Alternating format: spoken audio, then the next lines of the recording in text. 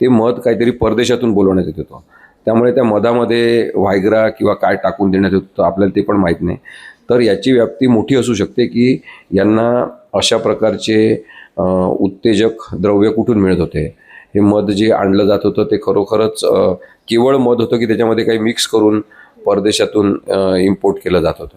या सगळ्याच गोष्टींचा तपास झाल्यावर याची व्याप्ती कळेल. ती राज्यपुरती मर्यादित कदाचित नसेल, तर ती अनेक राज्यांमध्ये पसरलेली अशी व्याप्ती असेल. माहितीच आहे की माझी नेमणूक होणार नाही. कारण देवेंद्र फडणवीस हे द्वेषपूर्ण पद्धतीने वागतात.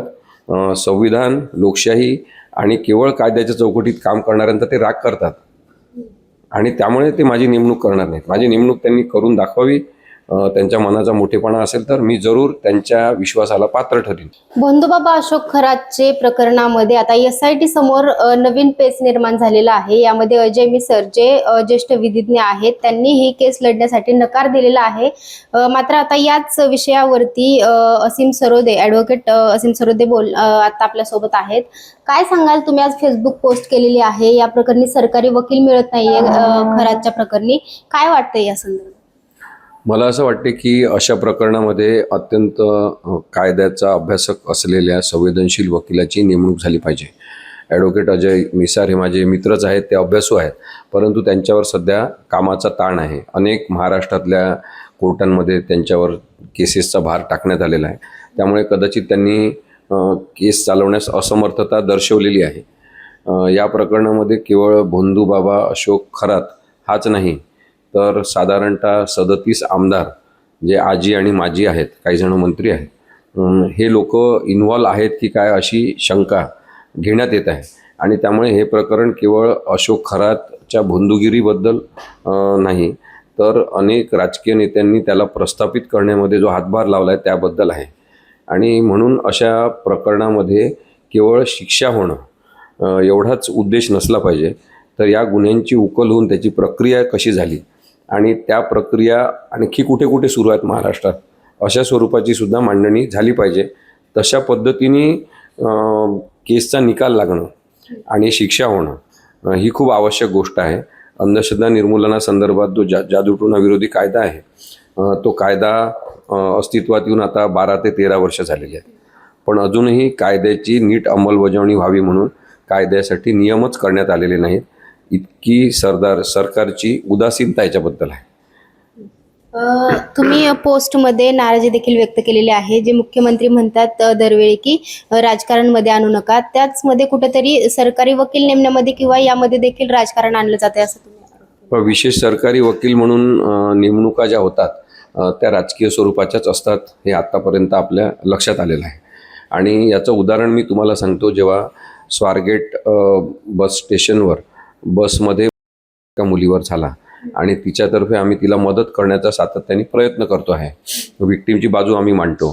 तर त्या केसमध्ये जेव्हा त्या मुलीनी अशी इच्छा व्यक्त केली की तुम्हीच माझे वकील व्हाल, मीच तुम्हाला विशेष सरकारी वकील म्हणून नेमू इच्छिते, तेव्हा ती स्वतः मुख्यमंत्र्यांकडे गेली. मुंबईला मुख्यमंत्र्यांना ती भेटली आणि तिने ज्या क्षणी माझं नाव घेतलं की ॲडव्होकेट असीम सरोदे यांना माझ्यातर्फे नियुक्त करा, तर त्यांनी तिच्यावर ते ओरडले, खूप जोरात ओरडले आणि ती घाबरली. तिने मला बाहेर येऊन रडून फोन केला की मी अशी मागणी केल्यावर ते असे ओरडले. मला माहिती होतं की ते नकार देतील, परंतु अशा पद्धतीची असंवेदनशील वागणूक एका स्त्रीशी करतील, मुलीशी, असं मला वाटलं नाही. त्यामुळे याच्यामध्ये राजकारण आहे. आणि मुख्यमंत्री काय करतात की कोणी काही मुद्देसूद टीका त्यांच्यावर करत असतील, त्यांच्या कामाचं परीक्षण करत असतील, तर ते त्याच्यात राजकारण आणू नका असं म्हणतात. पण माझं असं म्हणणं आहे की त्यांचं जे त्यांच्या मनातलं राजकारण असते त्यालाच आपण महाराष्ट्राने राजकीय धोरण म्हणून किंवा राज्याचं धोरण म्हणून स्वीकारायचं, अशी त्यांची इच्छा असते. त्यामुळे लोकशाही पद्धतीने सरकारी वकिलांची नियुक्ती झाली पाहिजे. विशेष सरकारी वकील जे आहे ते सरकारला नेमण्याचे कायदेशीर हक्क आहेत असं नाही, व्यवस्थापकीय जबाबदारी केवळ त्यांच्यावर आहे. मुख्य मुद्दा आहे की विक्टीम जे असतात, अन्यायग्रस्त जे असतात, त्यांच्या मर्जीनुसार वकील नियुक्त करण्याचे हक्क त्यांना असतात. सरकारने त्यांना मदत केली पाहिजे. हे स्वारगेटच्या प्रकरणामध्ये दिसून आलं नाही. त्यामुळे मला असं वाटतं की याच्यामध्ये सरकारी हस्तक्षेप आधीपासून आहे आणि आता सुद्धा आहे. बरं, आता तुम्ही म्हणताय की सरकारी हस्तक्षेप आहे, पण याचा आता या खरात प्रकरणाच्या तपासावरती परिणाम होईल का, किंवा कशा पद्धतीने होईल? पण खरातचं जे प्रकरण आहे की नाही ते केवळ आपण अशोक खरात याच्यापुरती मर्यादित बघून चालणार नाही. याची व्याप्ती खूप मोठी आहे. याच्यामध्ये जमिनीचा भ्रष्टाचार आहे, याच्यामध्ये अंधश्रद्धा आहे, याच्यामध्ये अवैज्ञानिक दृष्टिकोन आहे, याच्यामध्ये त्यांनी काय म्हणतो त्याला आपण व्हायग्रासारखे औषधं मिक्स करून विकलेले आहेत. त्याच्यामुळे magical use of drugs and remedies याचा वापर आहे.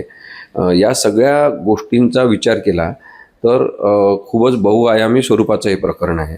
महाराष्ट्रावर दूरगामी परिणाम करणारं हे आहे. आणि हे जे अंधश्रद्धेचे विषारी साप आहेत हे बाहेर निघायला लागलेले आहेत आता.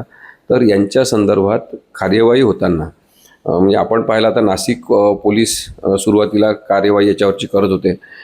तेव्हा नाशिक पोलिसांनीच तर काही बुवा बाबांना बोलवून तिथं कीर्तनाचा कार्यक्रम ठेवला होता. मग आपण त्यांच्यावर आता विश्वास ठेवायचा की नाही, तुम्ही तेव्हा असं केलं चालेल, पण आता तुम्ही हे बंधुगिरी विरुद्ध चांगलंच काम कराल असं आमची अपेक्षा आहे. अपेक्षा कोणाकडून करायची सामान्य माणसांनी? मग हे राजकीय लोक हे स्वतः हात दाखवायसाठी, पाय दाखवायसाठी, अंकशास्त्राच्या आधारे भविष्य जाणून घेण्यासाठी, मी लवकरात लवकर कोणता मोठा राजकीय नेता होणार काही जाणून घेण्यासाठी जात असतील.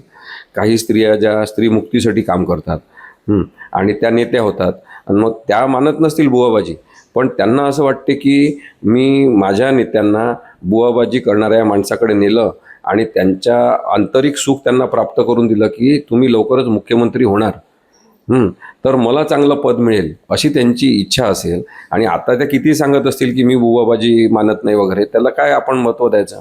त्यामुळे ही सगळी खूप गोंधळात टाकणारी परिस्थिती अशोक खरात नाही, ज्या कोणी राजकीय नेत्या आहेत त्यांच्याबद्दल बोलतो मी, की त्या घेऊन गेल्या त्यांच्या नेत्यांना तिथे. आता रुपाली चाकणकरांचे पण काहीतरी स्वतःचे 25 व्हिडिओ आहेत असं कोणतरी मला सांगत होतं आणि 350 एकूण व्हिडिओ आहेत असं सांगत आहेत लोक. मग ह्या सगळ्यामध्ये पर्दाफाश व्हायला खूप मोठा वेळ लागणार आणि याच्यामध्ये कायद्याची क्लिष्टता वाढत जाणार आहे. त्यामुळे महाराष्ट्रामध्ये अनेक चांगले वकील आहेत. आपण जो काही अपयश दाखवलेलं आहे की लिगल लिडरशिप तयार करण्यावर, की काही महाराष्ट्रातल्या सगळ्या जिल्ह्यांमध्ये 4-4, 5-5 चांगले वकील, विशेष सरकारी वकील म्हणून काम करू शकतील अशा दृष्टीने तयार करणं, त्याची मोहीम करणं ही आवश्यकता असताना आपण एकाच व्यक्तीला विशेष सरकारी वकील म्हणून जे प्रस्थापित केलं आणि आता जी दुर्दैवी परिस्थिती आलेली आहे की योग्य वकीलच सरकारी वकील म्हणून नेमायला मिळत नाही आहे, त्याच्यावर उत्तर आपल्याला शोधलं पाहिजे. त्यामुळे या अशोक खरातच्या प्रकरणामध्ये अंधश्रद्धा आणि तिचा बाजार जसा समोर आला तसाच या उणिवा आपल्या ज्या समोर येतात त्या प्रशासकीय म्हणजे गव्हर्नन्सच्या पातळीवरच्या उणिवा कायदेशीर दृष्टिकोनातून समजून घेऊन आपण त्या सोडवल्या पाहिजे. तुम्ही देखील इच्छा व्यक्त करताय ही केस लढवण्याची, त्या संदर्भात काय? पण मी इच्छा व्यक्त करतो आणि मी काही थांबत नाही. माझं म्हणणं आहे की मी तेवढ्याच वर राहत नाही किंवा मला सरकारनेच विशेष सरकारी वकील म्हणून नेमलं पाहिजे. नेमलं तर मी चांगलंच काम करेन, मी हे प्रामाणिकपणे महाराष्ट्रातल्या सगळ्या जनतेला सांगू शकतो. परंतु नाही नेमलं तरीसुद्धा जे अन्यायग्रस्त आहे, अत्याचारग्रस्त आहे एखाद्या प्रकरणामधले, त्यांना मदत करण्याची भूमिका आम्ही नेहमी घेतलेली आहे. महाराष्ट्रातल्या अनेक न्यायालयांमध्ये मी स्त्रियांची बाजू मांडलेली आहे आणि ती पण त्यांना मदत म्हणून मांडलेली आहे. त्यामुळे मला असं वाटते की माझी नियुक्ती झाली तर मी चांगल्या पद्धतीने आणि केवळ कायद्याच्या चौकटीत बसेल असं काम करीन. नाही नेमणूक झाली तरी काही हरकत नाही, मी माझं काम सुरूच ठेवणार. परंतु एक गोष्ट आहे की आपण स्वतःसाठी मागणी केली की लोक असं म्हणतात की तुमची नेमणूक झाली पाहिजे म्हणून तुम्ही असं म्हणताय. मला माहितीच आहे की माझी नेमणूक होणार नाही. कारण देवेंद्र फडणवीस हे द्वेषपूर्ण पद्धतीने वागतात. संविधान, लोकशाही आणि केवळ कायद्याच्या चौकटीत काम करणाऱ्यांचा ते राग करतात आणि त्यामुळे ते माझी नेमणूक करणार नाहीत. माझी नेमणूक त्यांनी करून दाखवावी. त्यांच्या मनाचा मोठेपणा असेल तर मी जरूर त्यांच्या विश्वासाला पात्र ठरेन. कारण की ते काही भारतीय जनता पक्षाचे मुख्यमंत्री नाही, ते आमच्या सगळ्यांचे मुख्यमंत्री आहेत. आता तुमच्याकडे म्हणजे तुम्ही जसं म्हणताय की जरी तुम्हाला तुमची नेमणूक झाली नाही तरी तुम्ही महिलांना हे मदत कराल. तुमच्याकडे आता काय तक्रारी वगैरे आलेल्या आहेत का महिलांच्या? अशोक खरात प्रकरणामध्ये आमचे काही सहकारी आहेत. मालेगावचे ॲडव्होकेट हर्षद तिवारी आहेत, आणखी अनेक जण आहेत. नंतर आणखी काही वकील आहेत, म्हणजे नावं मला आता आठवत नाही, आजच सकाळी माझं फोनवर बोलणं झालं काही जणांशी. तर ते काही विक्टिम्सच्या त्यांच्या परिवाराच्या संपर्कात आहे आणि त्यांनी जर आम्हाला म्हटलं तर आम्ही त्यांची बाजू मांडायला नक्कीच कोर्टामध्ये जाऊ. म्हणजे जामीन मिळू नये इथपासून तर शेवटच्या पातळीपर्यंतचं युक्तिवाद करेपर्यंत विक्टीमतर्फे बाजू मांडता येते. आता काय झालं आहे की एका परंपरागत अशा स्वरूपाच्या समजेमध्ये आपण सगळेजण स्क्वेअर झालेलो आहे. सगळ्यांना असं वाटतं की असिस्ट द प्रॉसिक्युशन म्हणजे काय, विशेष सरकारी वकिलांना सहाय्यक वकील म्हणून काम करायचं. तेवढीच मर्यादित भूमिका न्यायालयांनी आता ठेवलेली नाही. उच्च न्यायालयाचे अनेक निर्णय आहेत, सर्वोच्च न्यायालयाचे अनेक निर्णय आहेत, जे अन्यायग्रस्त आणि अत्याचारग्रस्त आहेत त्यांची बाजू केवळ सहाय्यक वकील म्हणून मांडायची, तिथे काहीच बोलायचं नाही, एवढा मर्यादित अर्थ आता कोर्टाने ठेवला नाही. आणि त्यामुळे आपण आधुनिकता कायद्यातली जी आहे ती समजून घेतली पाहिजे आणि खरोखरच अन्यायग्रस्त लोकांना मदत होईल अशा पद्धतीने न्यायालयाचं कामकाज आता चाललं पाहिजे. तुमच्या फेसबुक पोस्टमध्ये तुम्ही उज्ज्वल निकम यांच्यावर देखील निशाणा साधलाय, त्याबद्दल काय?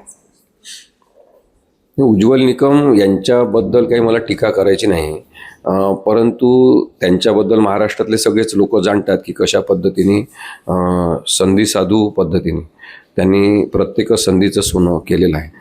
त्यामुळे त्याच्याबद्दल मी जास्त बोलत नाही.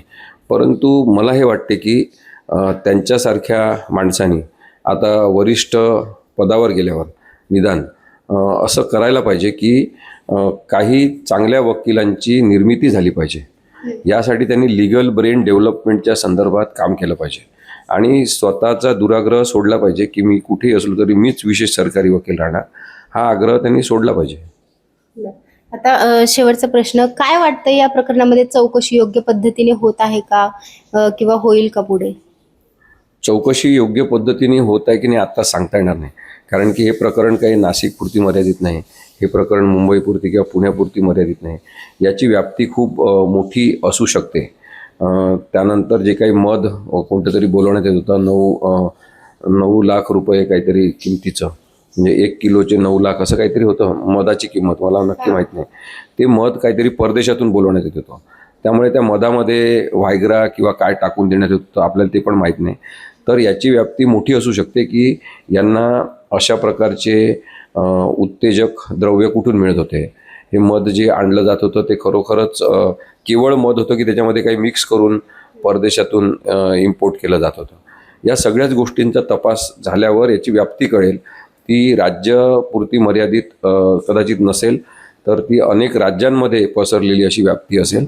आणि मग जर परदेशातून काही अशा उत्तेजक द्रव्यांना ची खरेदी करून बोलवण्यात येत असेल तर मग त्याची व्याप्ती ही आंतरराष्ट्रीय स्वरूपाची होऊ शकते.